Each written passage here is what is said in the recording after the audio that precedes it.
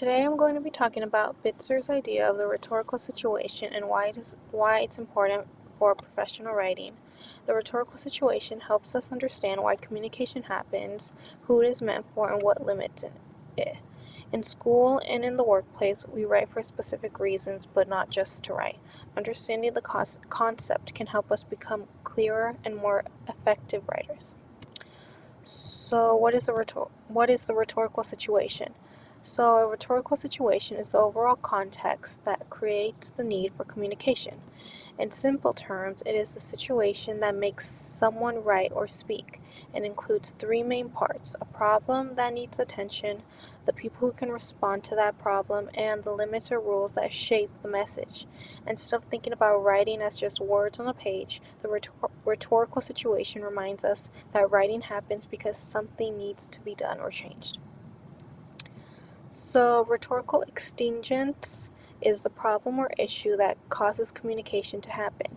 It is the reason the message exists. Without an extingus, there would be no need to write or speak. For example, if a company is losing customers, that problem creates an extingence. The company may then write a marketing plan or an apology message. The extingence is not just any problem. It is a problem that can be improved by communication. So the rhetorical audience is the group or people who can actually do something about the problem. It is not just anyone who hears the message. It is the people who have the power to respond or make a change. For example, if you are writing a proposal at work, your audience is your manager or supervisor, not your friend or classmates. Knowing who the audience is helps you decide what tone to use and what information to include. So the constraints are the factors that shape or limit how a message can be delivered.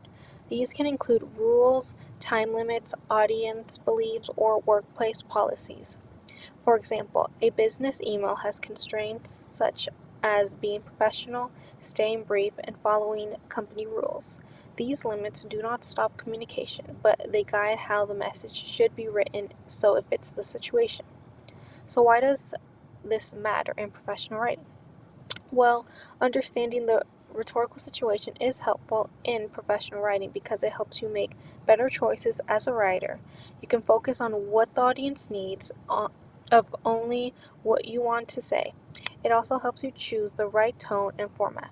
Writing to a boss is different from writing to a customer. When you understand the situation, you can write in a way that is clear, more respectful, and more persuasive. If I'm applying for a job, the extingus is that I need employment. The audience is the hiring manager. The constraints are things like resume rules, professional tone, and limited space. All these together make up the rhetorical situation. So in conclusion, the Bitzer's rhetorical situation shows us that writing is not random. It is shaped by a problem, an audience, and limits. Knowing this helps us become better writers in professional settings because we can adjust our message to fit the situation instead of using the same style every time.